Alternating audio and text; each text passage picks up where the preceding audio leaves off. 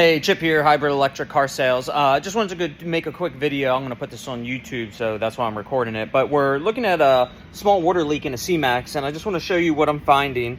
I'm going to flip the camera around now so I can use the zoom function, so hang tight. All right, so here we are. You can hear the fan running because I do have it on the charger. But as you can see, there's a little bit of water down there.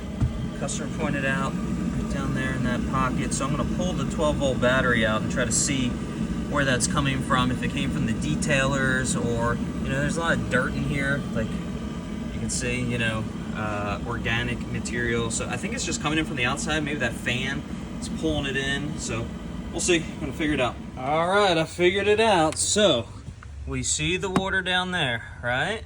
Okay, right there. Okay. Then I tracked it up. I saw a little bit of water back there. And then I noticed these drips right here on top of the fan, right? Puddling, coming down, so I tracked it up. So drips were coming down, okay. So then I went here, the panel, and you can see a little bit of discoloration, more drip marks. All right, more water marks, more drip marks right there, you see those?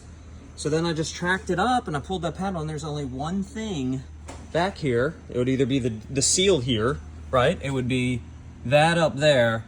But when I was on this, and I'm kind of giving it away with my wrench on it, but when I was on it, looking up here, I noticed that this looked a little bit out, and I looked on the other side, and that one's not out. So I put a wrench on it,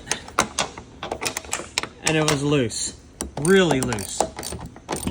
Probably came loose over time, and that's where the leak is. So I'm gonna tighten these up. Both of them were loose. That's where our water's coming in at. Very, very small, probably got in when my detailer was here, pressure washing all of this. Probably was just enough to get in there, probably isn't long term. And there it goes. So we'll clean all this up, we'll get this all back together, and it looks like we're all good to go.